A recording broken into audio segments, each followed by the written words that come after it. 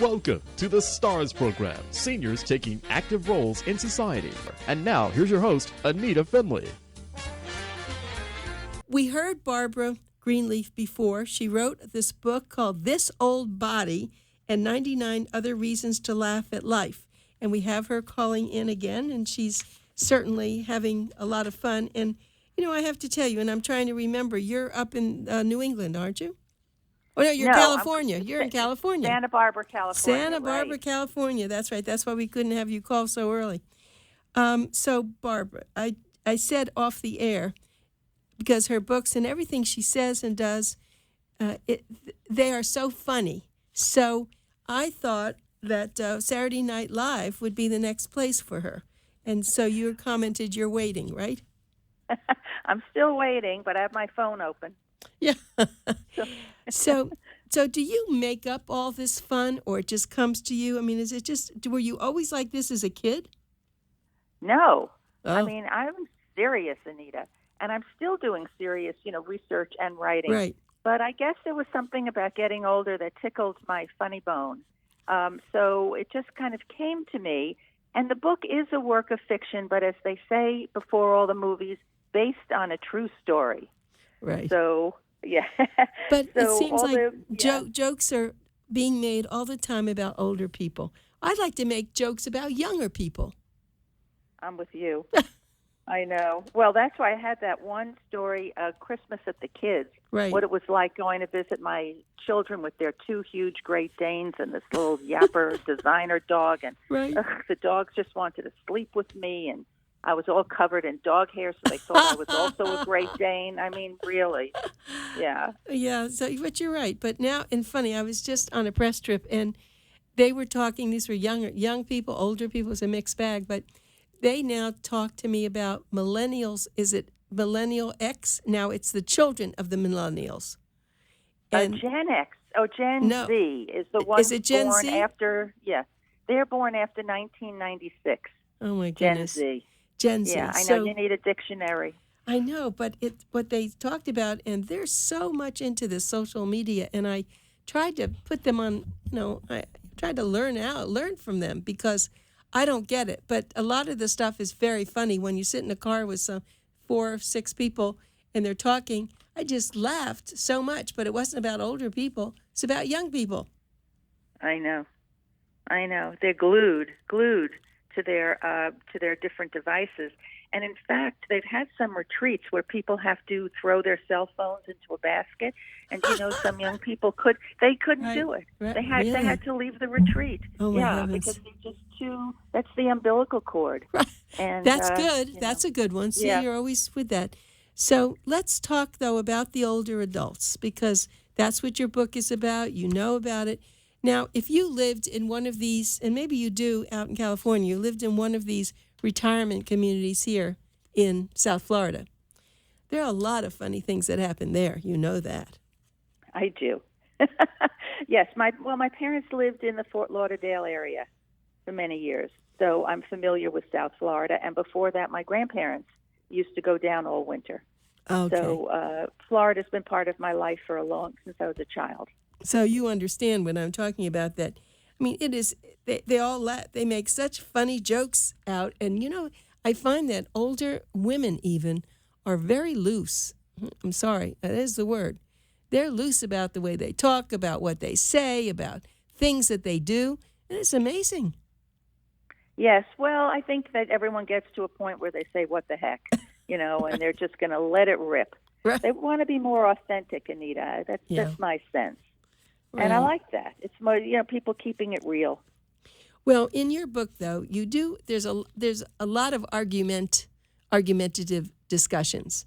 Now, you and your husband really get along. You just took this poor soul and made him your culprit, right? I know. And he's getting a lot of ribbing from his friends. Yeah, and this old body, he's a very strong man, and so he has a strong enough ego to withstand it. But he has a lot of idiosyncrasies like all of us. And so rather than get angry about it, I decided to laugh at it. But they didn't just happen because he got old. They've always been there. That's true. That's right. Yes, that's I always true. say that. I mean, his eating habits, not a green ever passed his lips. Well, his mother never forced the kids to eat anything that they didn't want. And her mother, who had 8 children, by the way, Oh, my. also prepared like 8 separate meals. I don't know what's with that family.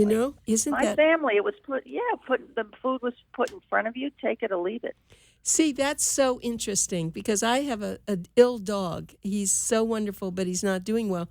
And if he doesn't like this, I fix something else. Then I fix something else. And I fix something else. I mean, this, I'm weird too. You have to put that in your next book because, well, it's what we do. But I will say that the older adults are really trying to get their old body in better shape. They are going to the gym. They are really running. They're walking. They're dancing. So that says something about them. Well, I think it's just fabulous. And in fact, Anita, since we last spoke, I had a hip replaced. Oh, I knew you were going to. Correct. And knock wood, it's gone very well, I think, because I'm so flexible. And I'm a little bummed because I really wanted to milk it, and have my husband chauffeur me everywhere. But you're right. I mean, we're not letting age. I don't think age is a concept you can really wrap your arms around, to tell you the truth. No, you're right. It's very individual, too. Yeah. Well, the thing, though, that in your book that's so nice, it's a small, you can put it in your hand. It's like a pancake in a sense. It's wider. It's a big stack of pancakes, but it's easy to just breeze through it. And what I loved about it, and I told them in the book review, which we did a few months ago, there are these great quotations, just terrific. I'm young at heart, but slightly older in other places. And yet, we can laugh at that, but we're looking at it and we're seeing it. And as you said, we say, what the heck? I've got a lot of experience. And when we see each other, I don't know if you're this way, but with friends, I don't see all their little, their neck or their face. I don't see that. I see the human being inside. Don't you? I do. And I think that's a great thing. Yeah. I mean, although my superficiality runs deep, I will say. Oh, really? But when it comes to people I love and admire and enjoy being with, no, the way they look is secondary, very secondary, I would say. Yeah. And thank God for that, because who wants people, to see us as we are today? Well, and let's talk about a lot of the dating and the new relationships. Now you're going into not the way we used to look. Now you're going into relationships where you have all these weird things that you've now acquired, own, but it doesn't seem to make a difference. If someone really likes what's inside you, they somehow get past that, don't they? Apparently. Yes. Apparently, she says. Well, I think in the case of old romance that people are still seeing each other the way they were maybe when they met, or somewhat after that. Right.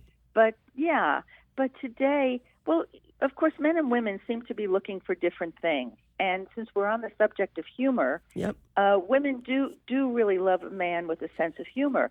But when men were polled, it seemed they like a woman who laughs at their jokes. That's their idea of a woman's sense of humor. That's kind of sad. Good. That's good. Yeah. That's right. I'll tell the jokes and you laugh. That's right. They're a little threatened by a funny lady, unless they're my husband. Oh, is that true? They want to tell the jokes. They don't want the women to be funny. Right, and they don't want to be the object of the joke either. No, of course not. So, yeah. They're still a little thin-skinned. Yeah. Well, when you decided to name the book This Old Body, did you ask your friends, and did they think that was a good idea to say that? Well, actually, no. One woman who's runs an organization, a Center for Successful Aging, said that they're thinking about even changing the name. No because way! People don't want, really, they don't want to hear the word aging. My book is a takeoff on This Old House. Right. Because, I just think that we're more interested in this old body. Right. But that's why I kind of got to it. And it's funny because even with the hip replacement and other things, it just seems very apropos to keep saying, this old body. Yeah. Kind of fun. Of course it is, because I think you have to be brave to say that. I mean, people, there are many, many people I know who had so many facelifts that when I see them, I'm not even sure it's that person.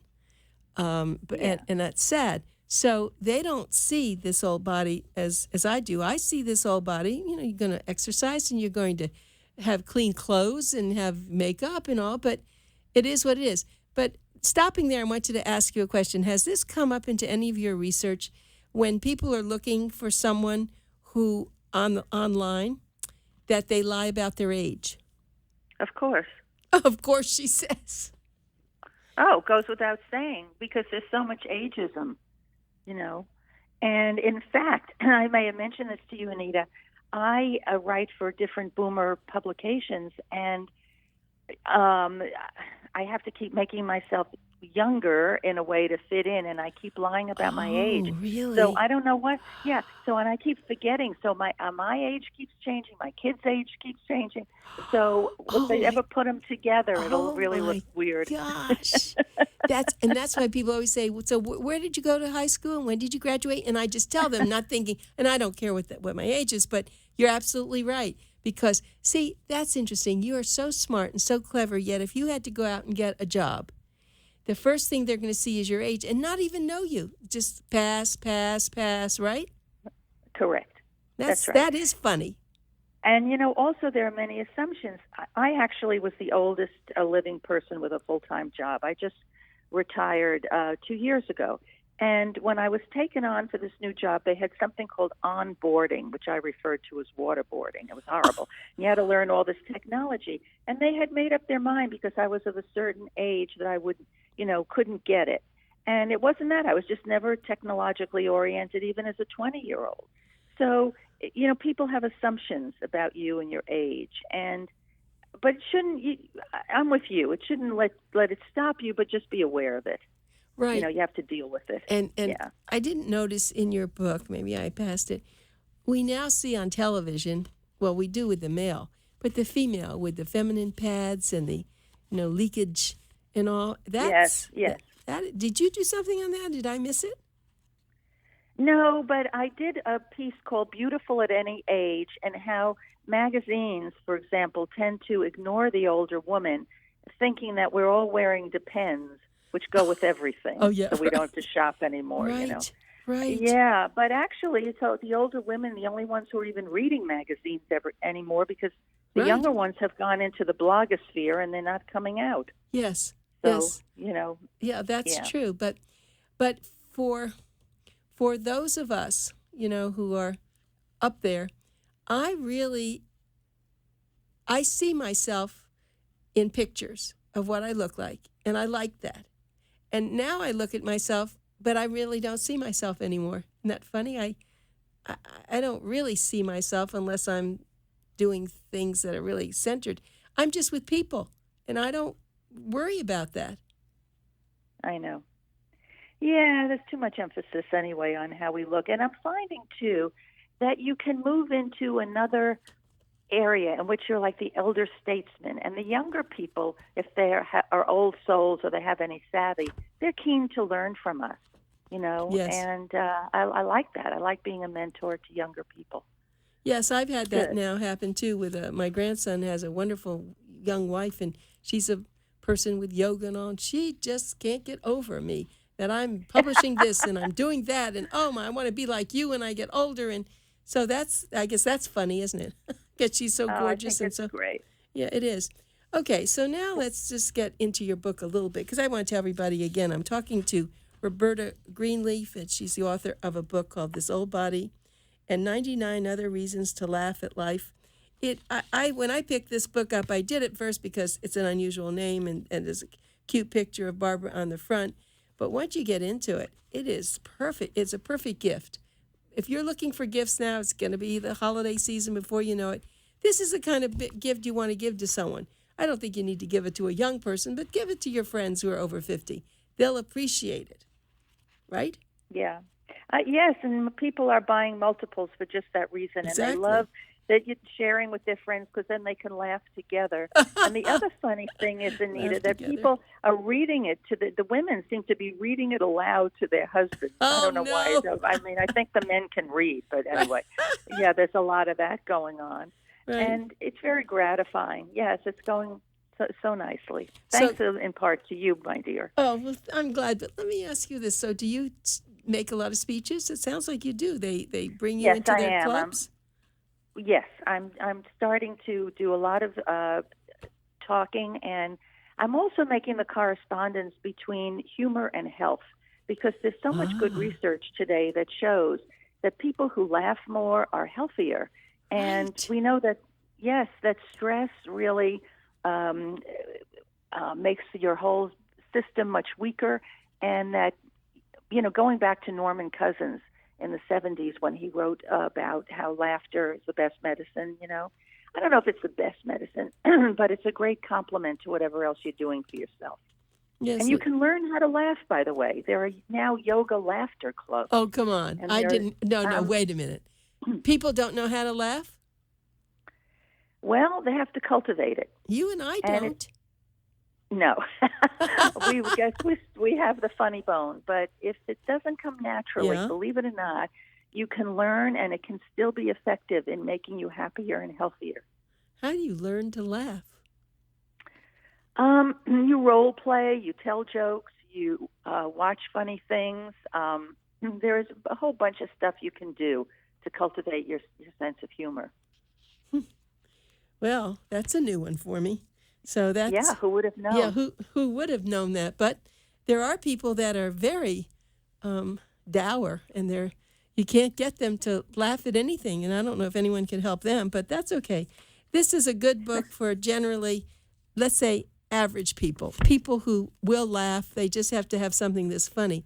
So I thought what I would do just for a second here, because I wanted to just tell everybody, if you open the book and you would see the various chapters, the headings are hysterical. I'm just going to read a few of them, if I may. I mean, you really should do that. Do you have the book in front of you? I do. Why don't you do that as the author? Read some of the hysterical chapter titles. Okay. Hair, the reality, not the musical. Height, the long and the short of it. If droopy eyelids worked for Robert Mitchum, why don't they work for me? The world is round, but my feet are flat. Where, oh, where has my little waist gone?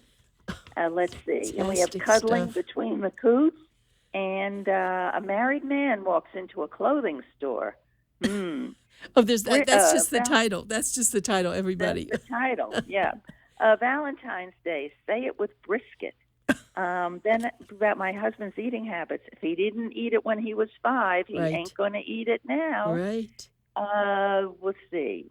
Kale is the holy grail this week. Right. And Over the River and Through the Woods, which is a spoof on how much equipment my kids come, the grandkids, when they visit. Oh, my God. For 3 days, you'd think they were moving to the other side of the moon. Thanksgiving, the holiday meal from hell, which is all about the designer requests that you get. Sue me, I'm just not a car guy.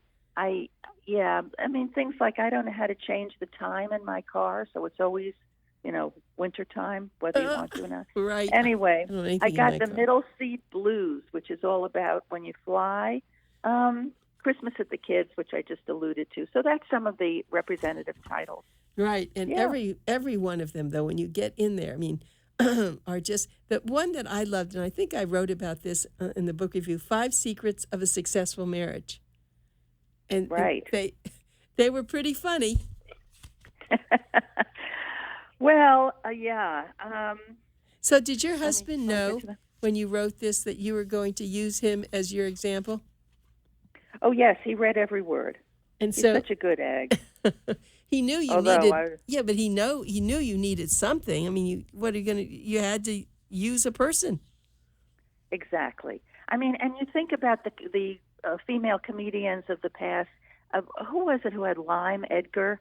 Was that Joan Rivers? And then Fang, Phyllis Diller's husband, and they, and even Irma Bombeck, who was quite gentle in her humor, but she used to make fun of her husband. In fact, there was one Christmas she wrote about, and she couldn't move him from in front of the TV set, so she put tinsel all around and decorated him as a Christmas tree. Oh, she was fabulous. Okay. Yeah, well, Yeah. but see, that's what makes it. Now, your children, do they have your sense of humor? They have a cute sense of humor, except if I'm lampooning them. Ah. So the one about whom I wrote Christmas at the Kids, Yeah. oh gosh, I was in the doghouse. Oh, for that. really? Really? Yeah, but I kept it in. Anyway. Of course. I softened it a little, but I kept it in. Right. Because it was funny. Yeah.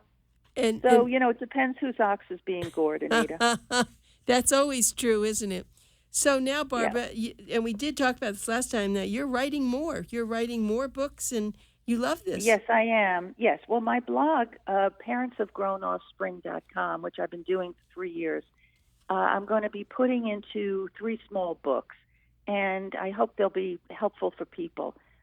Sadly, what they most seem to want to talk about and complain about is the difficult daughter-in-law. So that'll be probably 1 book. But then Do young you have a adults difficult daughter-in-law?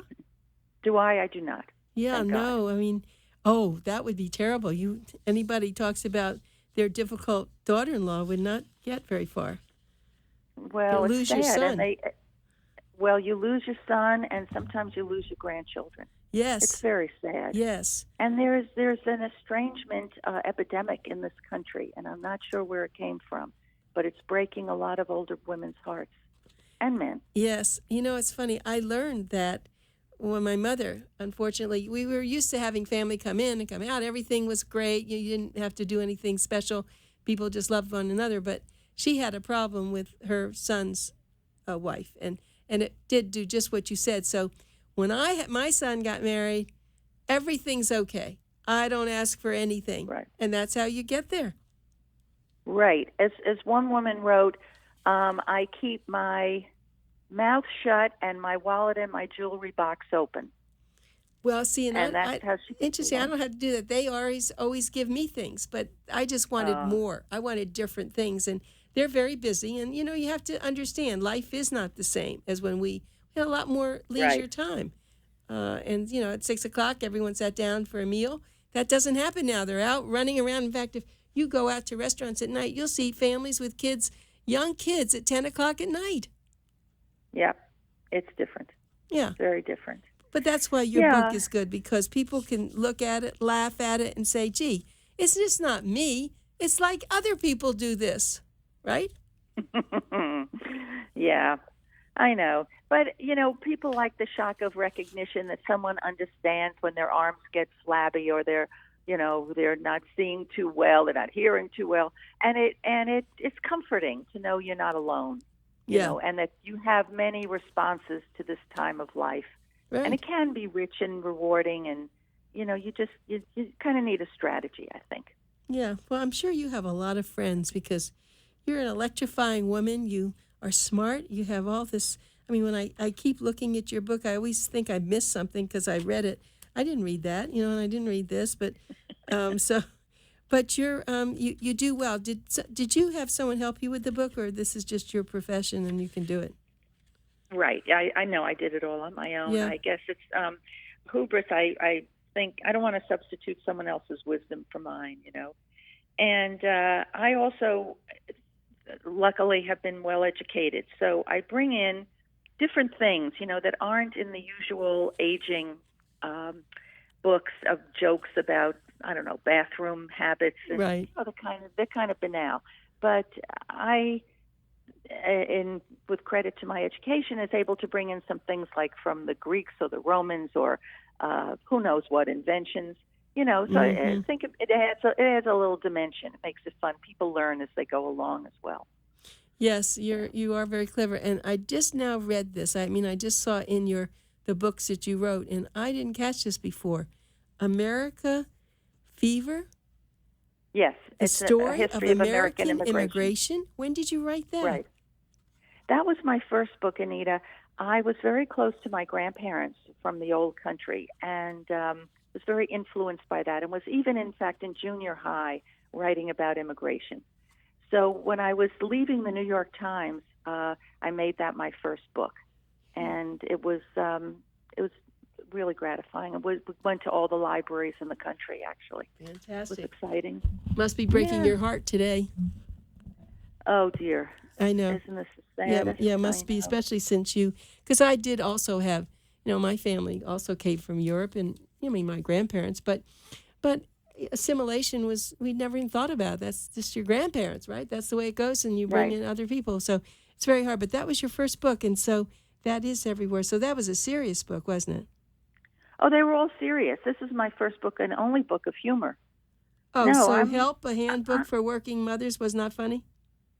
Oh, no. Oh. I did that with a physician did the medical chapters, and I did the advice chapters. Huh. And that was written at a time when not everyone was writing about it. It was kind of one of the first. And that was also useful. And then I had written about a history of childhood, looking at children in historical perspective. Huh. So, that's my other side. And so this other thing was a side hustle, but now it's becoming my main Your main hustle, right? Well, Barbara, I hope I get to talk to you again. It's such a pleasure. You're such a doll. Yeah, you are really special, and someday you will come here to South Florida, right? Yes, I will. And I'm going to be on your list. Absolutely, first one. Good. You're so sweet. Thank you so much. Everybody, Anita. buy this book. It's the perfect gift for the holidays. It's This Old Body and 99 Other Reasons to Laugh at Life by Barbara Greenleaf. Thank you, Barbara. Thanks, Anita. Look forward to speaking to you Yes. again. All right. Bye. Bye.